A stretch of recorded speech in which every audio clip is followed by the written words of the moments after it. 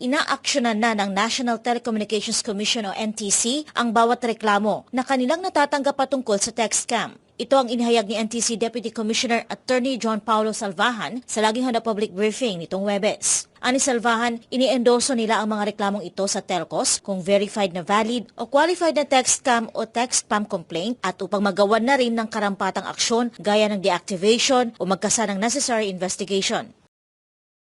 Kami po ay patuloy po nakikipag-ugnayan sa telco. Kasama po sila sa technical working group po na nagdi-discuss kung paano po i-enhance ito pong SIM registration process natin, pati po ang post-registration validation procedure. At nag-express naman po sila ng willingness nila to enhance or improve their system para po mabawasan at mapigilan po yung ganitong mga text scam at text spams po. Kaugnay dito, sinabi rin ni Salvahan na patuloy silang nagsasagawa ng pulong particular ang Technical Working Group. Ito'y upang paghusayin pa ang implementing rules and regulations at mapalakas ang SIM registration process pati ang post-registration validation procedures ng NTC. Inilahad pa ni Salvahan na base sa datos mula noong ipinatupad ang SIM registration hanggang nitong September 4, nasa mahigit 45,000 ang naitala nilang reklamo patungkol sa text scams. Batay sa reports ng law enforcement authorities, nagmumula ang mga text scams sa parehong local at foreign scammers.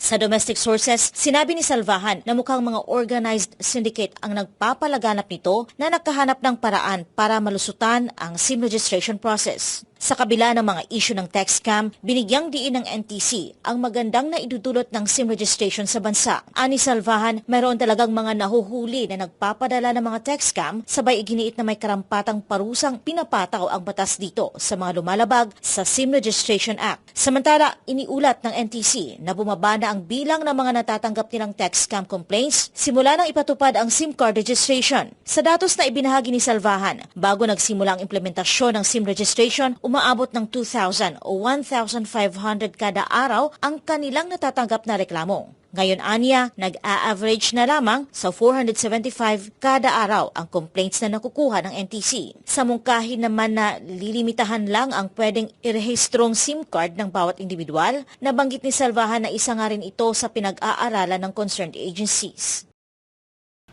Isa po yun sa mga mungkahi po na para limitahan yung number of SIMs na register.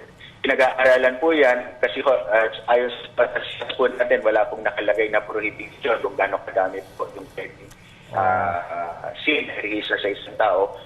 Sa pong titignan ay baka... Samantala, inilatag naman ng NTC official ang kakaharaping parusa ng sinumang mapatutunayang peke ang mga isinumiting dokumento sa pagpaparehistro ng SIM. Opo, under po sa batas po natin, if you provide false or fictitious information or gumamit po kayo ng fictitious identity or fraudulent ID to register yung SIM ninyo, pwede po kayong makulong from 6 months to 2 years or mapagmulta po ng 100,000 pesos to 300,000 pesos or both po.